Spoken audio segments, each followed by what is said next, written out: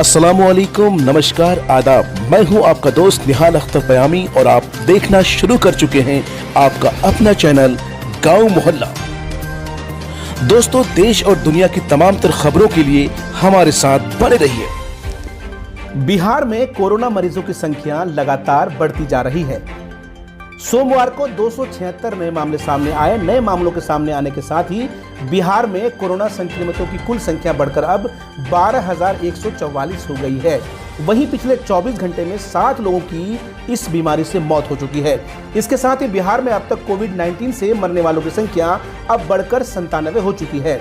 पिछले 24 घंटे में दरभंगा में 2, समस्तीपुर में 2, भागलपुर में 1, मुजफ्फरपुर में 1 और पूर्वी चंपारण में 1 व्यक्ति की मौत हो चुकी है। बिहार में कोरोना वायरस संक्रमण के सोमवार को पटना में 55, दरभंगा में 27, भागलपुर में 25, नालंदा में 15, पूर्वी चंपारण में 15, पश्चिम चंपारण में 13, मुंगेर में 11, सुपौल में 10, खगड़िया में 9, कटिहार में 8, सीवान में 8, मधुबनी में 7, मुजफ्फरपुर में 7, गोपालगंज में 6, जहानाबाद में 6, मधेपुरा में 6, रोहतास में 6, अरवल में 5, भोजपुर में 5, सारण में 5, जमुई में 4, किशनगंज में 4, जी हां, किशनगंज में 4, नवादा में 4, समस्तीपुर में 4, पूर्णिया में 3, सहरसा में 3, बांका में 2, शिवहर में 2 और सीतामढ़ी में 1 नया मामला सामने आया है।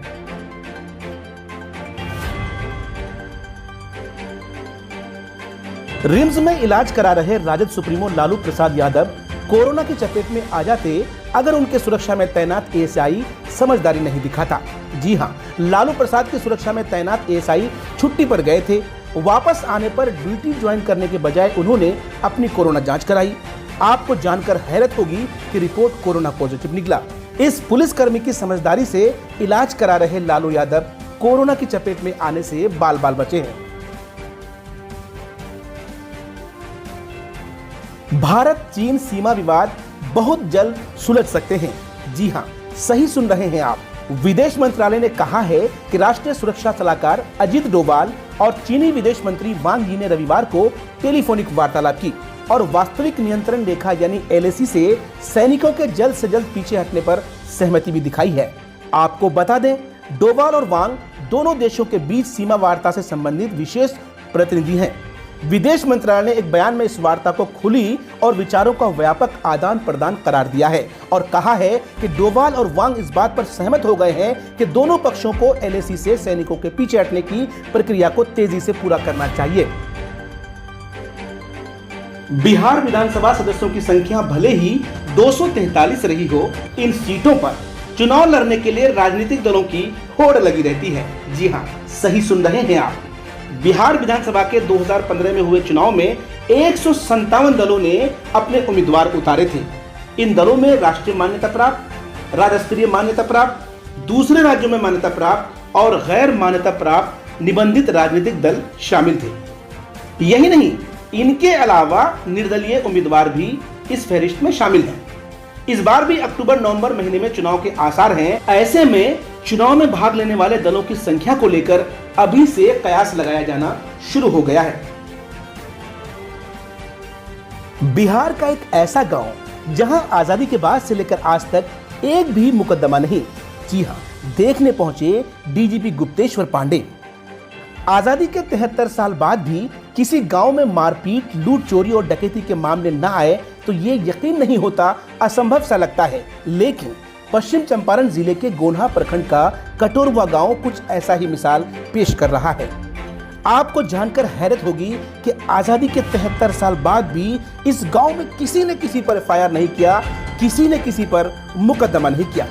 सोमवार को प्रदेश के पुलिस महकमे के मुखिया डीजीपी गुप्तेश्वर पांडे खुद इस गांव में पहुंचकर ग्रामीणों से रूबरू हुए। उन्होंने कहा कि उन्हें इसकी जानकारी मिलने के बाद से ही गांव में आने की जिज्ञासा थी, जो आज पूरी हो गई।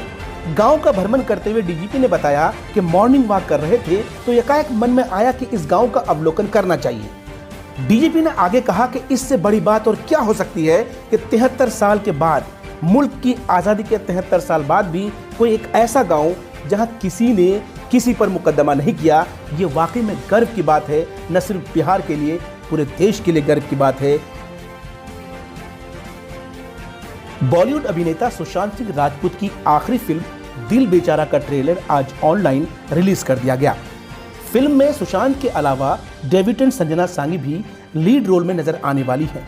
आगामी 24 जुलाई को डिज्नी हॉटस्टार पर रिलीज की जाएगी। इस फिल्म को कोई भी फ्री में देख सकता है। इसके लिए OTT प्लेटफॉर्म के सब्सक्रिप्शन की जरूरत नहीं होगी। वहीं फिल्म के ट्रेलर को लेकर फैंस में बेताबी बढ़ती जा रही है। लेकिन आपको जानकर खुशी होगी कि इसका ट्रेलर आज रिलीज कर दिया गया है। फिल्म को लेकर मुकेश छाबड़ा भावुक हो गए। उन्होंने लिखा, मैं आपके सामने हमारे सपने, मेरे दोस्त सुशांत के सपने पेश कर रहा हूँ, जो मेरे दिल में मेरी आखिरी सांस तक बसा रहेगा। ट्रेलर में आपको दिखेगा हमने पूरे दिल से काम किया है, शिद्दत से काम किया है। इस फिल्म के लिए आपको कोई सब्सक्रिप्शन लेने की जरूरत नहीं है। सभी भारतीयवासी इसे मुफ्त में देख सकते हैं।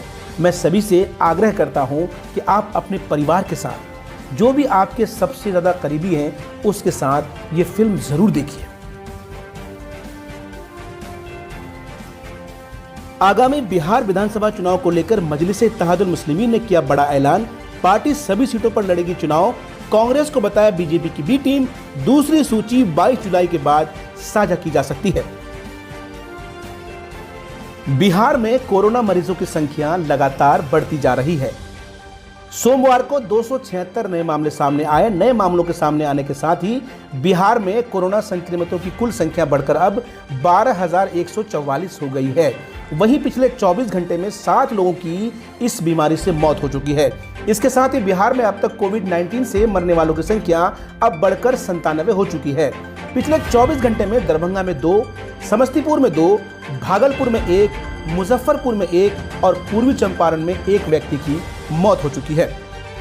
बिहार में कोरोना वायरस संक्रमण के सोमवार को पटना में 55, दरभंगा में 27, भागलपुर में 25, नालंदा में 15, पूर्वी चंपारण में 15, पश्चिम चंपारण में 13, मुंगेर में 11, सुपौल में 10, खगड़िया में 9, कटिहार में 8, सीवान में 8, मधुबनी में 7, मुजफ्फरपुर में 7, गोपालगंज में 6, जहानाबाद में 6, मधेपुरा में 6, रोहतास में 6, अरवल में 5, भोजपुर में 5, सारण में 5, जमुई में 4, किशनगंज में 4, जी हाँ, किशनगंज में 4, नवादा में 4, समस्तीपुर में 4, पूर्णिया में 3, सहरसा में 3, बांका में 2, शिवहर में 2 और सीतामढ़ी में 1 नया मामला सामने आया है।